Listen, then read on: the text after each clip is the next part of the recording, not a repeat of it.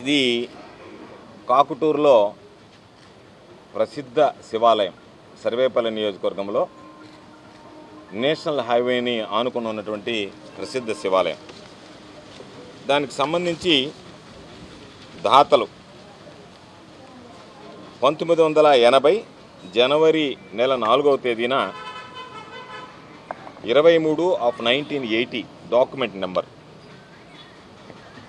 ఆ దేవస్థానానికి సంబంధించి 48 సెంట్లు ఆ దేవస్థానానికి రాసి పాపం అల్లూరు శంకర్ రెడ్డి అనేటువంటి వ్యక్తి దానికి రాసిచ్చినటువంటి రిజిస్టర్డ్ డీడ్, ఆయనకు సంబంధించినటువంటి భూమిని దేవాలయానికి రాసిచ్చినటువంటిది.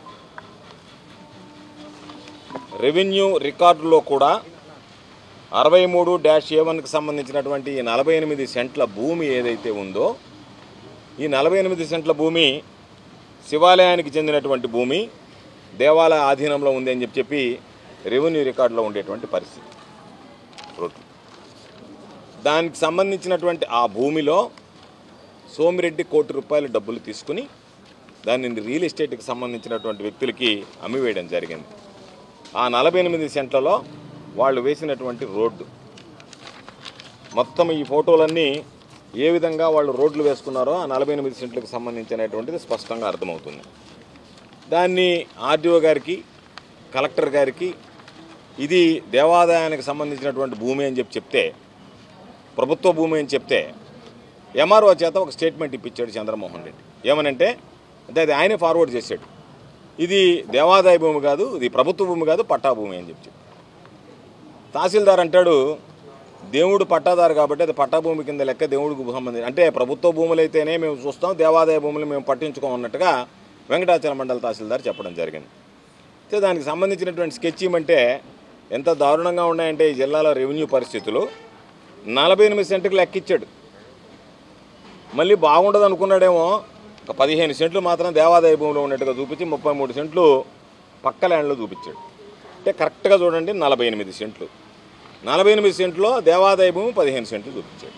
అంటే మరీ చూపించకపోతే బాగుండదు కదా, రేపు ఏదన్నా రీసర్వే జరిగినా ఇబ్బంది లేకుండా ఉండాలని చెప్పి. అంటే దాని అర్థం ఈరోజు సోమిరెడ్డి ఏదైతే ఉందో ఆయన ధనదాహానికి ఈరోజు ₹1 కోటి డబ్బులు తీసుకుని అక్కడ ఉన్నటువంటి రియల్ ఎస్టేట్కి సంబంధించి ఆ భూమిని అమ్మివేయడం జరిగింది. అందుకని చెప్పే ఈరోజు దాని మీద ఇప్పటికే ఒకసారి చెప్పాం, అధికారులు కోరాం, రెవెన్యూ అధికారులు కోరాం, ఎండోమెంట్స్ అధికారులు కోరాం. ఈరోజు ఎండోమెంట్స్కి వచ్చి జిల్లా ఎండోమెంట్ అధికారిని కలిసి ఈ విధంగా దేవాలయ భూములకి దోపిడీకి గురవుతున్నటువంటి పరిస్థితుల్లో మీరు జోక్యం చేసుకుని శివుడి భూమిని కాపాడండి అని చెప్పి కోరడానికి మేము వచ్చాం.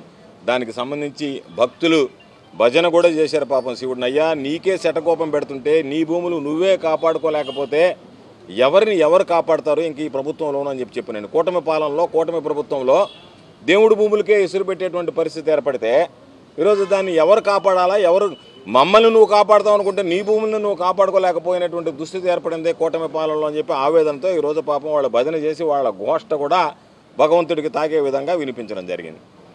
ఈరోజు ఏదైనా భూమి అమ్మాలంటే తెలుగుదేశం పార్టీకి సంబంధించినటువంటి ఒక 2 వ్యక్తులు ఒక ప్రెస్ మీట్ పెట్టి అక్కడ మాట్లాడారు. ఏమనంటే మేము ధర్మకర్తలం కాబట్టి ఆ ధర్మకర్తలం ఒప్పి అక్కడ రోడ్డు వేసామని. ధర్మకర్తలకు లేదు అధికారం.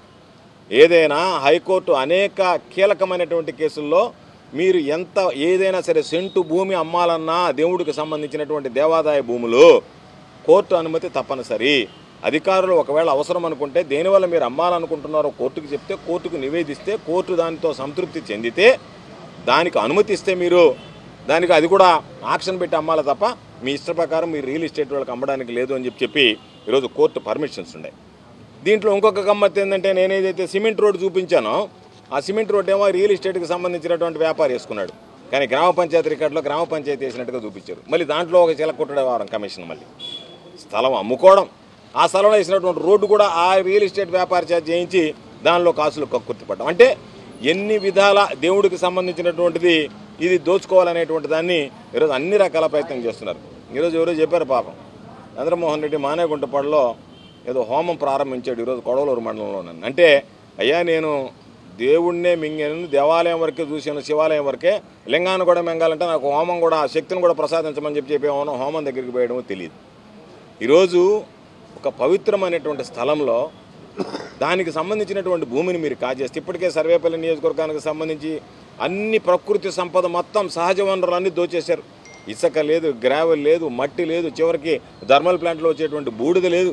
ఎక్కడ పడితే అక్కడ దోచుకున్నారు. ప్రైవేట్ వ్యక్తులకు సంబంధించి పొదలకూరు మండలంలో ఎప్పుడు జరగలేదు జిల్లాలో. టేకు చెట్లు నరికేశారు ప్రైవేట్ వ్యక్తులకు సంబంధించినటువంటి పట్టా భూముల్లో. ఈరోజు పట్టా భూముల్లో నరికేస్తారు, ప్రభుత్వ భూముల్లో దోచుకుంటారు, దేవాలయ భూములను అమ్మేస్తుంటారు. మీ ఇష్ట ప్రకారం ఎక్కడ పడితే అక్కడ అమ్మేస్తారు. ఉన్నటువంటి ఏదన్నా బూడిద ట్యాంకర్లు ఉంటే వాళ్ళని రౌడీ మామూలు కింద దారి దోపిడీ కింద 300 రూపాయలు ఇస్తేనే మీరు ఇక్కడి నుంచి బూడిద ఎత్తుకోమంటారు. ఏదో ఆయిల్ అసోసియేషన్, పామాయిల్ అసోసియేషన్కి సంబంధించినటువంటి ఒక అసోసియేషన్ పెట్టుకుంటే వాళ్ళకొక్క పామాయిల్ ట్యాంకర్లకు సంబంధించి వాళ్ళ హక్కులను కాపాడుకోవడానికి స్థానికంగా ఉండేటువంటి వాళ్ళు పొల్యూషన్ బారిన పడి ఈరోజు వాటి గురించి మాకేదన్నా కాస్త ఊరట కలుగుతుంది, ట్యాంకుల వల్ల ఆదాయం కలుగుతుంది, మా కుటుంబాలు నిలదొక్కుంటాయంటే ఈరోజు ఆదాయ వనరుల కింద మార్చి 20,000 రూపాయలు ఇవ్వమంటే ఆ ట్యాంకు వనరులు వచ్చి నెల్లూరులోనే విలేకరుల సమావేశం పెట్టి చంద్రమోహన్ రెడ్డి మమ్మల్ని ఇంటికి పిలిచి కాళ్ళు చేతులు ఎరగొడతానని చెప్పి మాట్లాడాడు అని చెప్పి. కాబట్టి ఇటువంటి పరిస్థితుల్లో, ఇటువంటి నేపథ్యంలో చంద్రమోహన్ రెడ్డి ఏదో మామూలుగా ఈరోజు అమ్మేస్తారు, వెళ్ళిపోతారు. ఇది దేవుడికి సంబంధించినటువంటి భూమి. దీని మీద విచారణ జరుగుతుంది. ఏ రోజైనా సరే కోర్టులు కానీ ప్రభుత్వం కానీ తొలగించమంటుంది. ప్లాట్లు కొన్న వాళ్ళ పరిస్థితి ఈరోజు కోట్లాది రూపాయలు విలువైనటువంటి భూమి. దాదాపుగా ఈరోజు నాకున్నటువంటి అంచనా ప్రకారం నేషనల్ హైవేని ఆనుకున్నటువంటి ఆ భూమి ఎకరా 6 కోట్ల రూపాయలు విలువ ఉంది. దాదాపుగా అరెకరా అంటే 3 కోట్ల రూపాయలు విలువైనటువంటి భూమిని మీరు కాజేస్తే దానికి సంబంధించి రేపటి రోజు ఆ భూమికి సంబంధించి ప్లాట్లు కొనుక్కున్నటువంటి వాళ్ళు, ఎందుకంటే ఈరోజు మీ ప్రభుత్వం ఉంది, గమ్ముగుండొచ్చు అధికారులు, రేపు ప్రభుత్వాలు మారుతాయి. దేవుడు కూడా ఖచ్చితంగా ఏ వ్యక్తి అయితే ఈ విధంగా దోచుకుంటున్నాడో వాళ్ళకి సరైనటువంటి శిక్ష వేస్తాడు. ఈరోజు మీరు సనాతన ధర్మము, కూటమి ప్రభుత్వము, దేవుడు, తిరుపతి వెంకటేశ్వర స్వామి పవిత్రత రకరకాలుగా పరకామణి కేసులను ఏదేదో మాట్లాడుతున్నారే. నేను అడుగుతున్నా మిమ్మల్ని, మీకు ధైర్యం ఉంటే దీని మీద విచారణ జరిపించి ఈ భూమి దేవాలయ భూమి అవునా కాదా, దేవాలయ భూమి అయితే దీన్ని అమ్మినటువంటి వాళ్ళ మీద మీరు క్రిమినల్ చర్యలు తీసుకోవడానికి సిద్ధమా ఈ ప్రభుత్వం, చంద్రబాబు నాయుడు, పవన్ కళ్యాణ్. కాబట్టి వేటిని కూడా మీరు పట్టించుకోకుండా ఒక పక్క మీరు మాటలకు సరిపెడతా మీ ఇష్ట ప్రకారం దేవుడికి సంబంధించినటువంటి సొత్తును దోచుకుంటా ఎట్టంటే ఎక్కడ పడితే అక్కడ ఈరోజు దోపిడీకి గురవుతున్నటువంటి పరిస్థితిని గమనిస్తున్నాం. నేను ఏదో పాపం చంద్రమోహన్ రెడ్డి ఎక్కడ మాట్లాడుతూ చెప్పాడు, గోవర్ధన్ రెడ్డికి వ్యవసాయం గురించి ఏమి తెలుసు, ఇరిగేషన్ గురించి ఏమి తెలుసు, టీఎంసీ అంటే తెలుసా, క్యూసెక్ అంటే తెలుసా. నేను అనేక సందర్భాలు చెప్పాను, నేను చంద్రమోహన్ రెడ్డి అంత పెద్ద చదువుకోలేదు, చంద్రమోహన్ రెడ్డి ఇంటర్మీడియట్ దాకా చదువుకున్నాడు, నేను అంత చదువుకోలేదు. నేను ఏదో సివిల్ ఇంజనీరింగ్ చేశాను. నేను సాధారణంగా ఆయన చీఫ్ ఇంజనీర్ స్థాయి ఇంటర్మీడియట్ చేశాడు కాబట్టి ఆయన ఏదైనా మాట్లాడగలడు.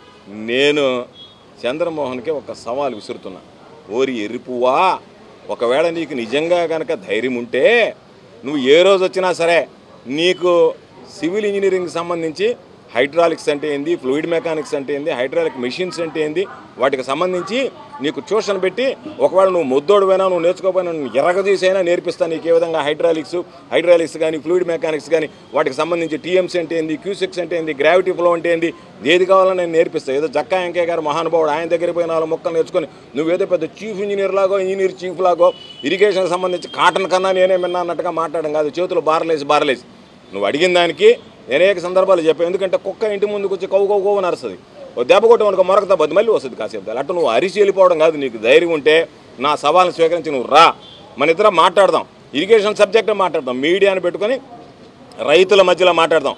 నువ్వు బాగా ఇరిగేషన్ సబ్జెక్టు మాట్లాడావా, రైట్, నువ్వు నెంబర్ 1. నువ్వు దేంట్లో బాగా మాట్లాడతావు, ఎక్కడెక్కడ దొంగ పిల్లలు తీసుకోవచ్చు, రైతులు చేసుకున్నటువంటి పనులకి చందాలు వేసుకొని రైతులు చేసుకున్నటువంటి నేనెట దోచుకోవచ్చు అనే దాని మీద మాట్లాడగలవు తప్ప నువ్వు ఎక్కడన్నా ఇరిగేషన్కి సంబంధించి నీకు నాలెడ్జ్ ఏంది, నువ్వు అకౌంట్స్లో మనగాడివి. లెక్కలు మనిషిని చూస్తేనే లెక్క చెప్పగలడు, స్థాయిని బట్టి, స్తోమతను బట్టి, శక్తిని బట్టి అంచనా వేయగలడు, వాళ్ళ దగ్గర వసూలు చేయగలడు. కాబట్టి ఆ స్థాయిలో మేము మనికిరాం. నువ్వు అకౌంట్స్లో మాత్రం నెంబర్ 1. కానీ ఈరోజు ఏదో చెప్పినట్టుగా నేను అది చేశాను ఇది చేశాను ఆయనకి అది తెలియదు అని చెప్పి మాట్లాడడం కాదు. ఈరోజు ప్రజలకు సంబంధించినటువంటి ఆస్తులు దోచుకుంటున్నటువంటి నీలాంటి వ్యక్తి ఈ సమాజంలో అసలు పనికిరాడా, సమాజం నిన్ను బహిష్కరించేటువంటి పరిస్థితులు రాబోయేటువంటి రోజుల్లో వస్తాయని చెప్పి సందర్భంగా తెలియజేస్తూ, దేవుడు భూములు, ఈరోజు దేవుడు అంటే ఒక బలమైనటువంటి సెంటిమెంట్ ఉంటుంది. అటువంటిది దేవుడు భూములనే మీరు కాజేసి మీరు అమ్ముకుని మీరు ఇష్ట ప్రకారం వ్యవహరిస్తుంటే నేను ఈరోజు మరలా చెప్తున్నా, ఈరోజు అసిస్టెంట్ కమిషనర్ ఎండోమెంట్స్ ఆఫీస్ ముందు నిలబడి చెప్తున్నా, మీరు చర్యలు తీసుకోకపోతే విచారించి దీని మీద న్యాయస్థానాన్ని ఆశ్రయిస్తాం. నేను ఇచ్చినటువంటి ఫిర్యాదు ప్రకారం దేవాలయ భూమి ఉందా లేదా నిర్ధారించండి. ఇప్పటికే నా మీద అనేక రకాలైనటువంటి కేసులు పెట్టారు. నేను మరలా ఈ జిల్లా కలెక్టర్ గారికి, ఎస్పీ గారికి చెప్తున్నా, ఆ వేసినటువంటి సిమెంట్ రోడ్డులో దేవాలయ భూమి సంబంధం లేదు అంటే మీరు నా మీద మరొక కేసు పెట్టండి. ఆ కేసును కూడా ఎదుర్కోవడానికి నేను సిద్ధంగా ఉన్నానని చెప్పి సందర్భంగా తెలియజేస్తూ, పవిత్రమైనటువంటి శివుడికి సంబంధించి కార్తీక మాసంలో శివాలయాల భూములకు సంబంధించి పోరాడాల్సినటువంటి రావడం, దేవుడి భూములకు సంబంధించి మాట్లాడాల్సినటువంటి రావడం అత్యంత దురదృష్టకరమైనటువంటి పరిస్థితులు. నెల్లూరు జిల్లాలో ఈరోజు అన్ని రకాలైనటువంటి అవినీతి కార్యక్రమాలు, అరాచక కార్యక్రమాలు, అరాచక ప్రభుత్వం ఇది కూటమి ప్రభుత్వం. అటువంటి అరాచక పాలనలో దేవుడికి కూడా దిక్కు లేకుండా పోయినటువంటి పరిస్థితుల్లో ఆ వేదన తెలియజేయడానికి ఈరోజు అన్ని విధాలు ఇక్కడికి వచ్చి మాట్లాడడం. దీనికి సంబంధించి అధికారులకు కూడా వినతి పత్రాలు ఇవ్వడం జరిగింది. దాని ప్రకారం అధికారులు చర్యలు తీసుకుంటున్నారని మేము ఆశిస్తున్నాం. అధికారులు చర్యలు తీసుకోకపోతే దేవుడి భూమిని కాపాడుకోవడానికి త్వరలోనే భక్తులందరితో కలిసి చెలో కాకుటూరుకి పిలుపునిస్తాం. అక్కడ వెళ్ళి భక్తులే దగ్గర ఉండి దేవస్థానానికి సంబంధించినటువంటి ఆస్తిని వాళ్లే స్వాధీనం చేసుకునేటువంటి దిశగా చర్యలు చేపడతాము.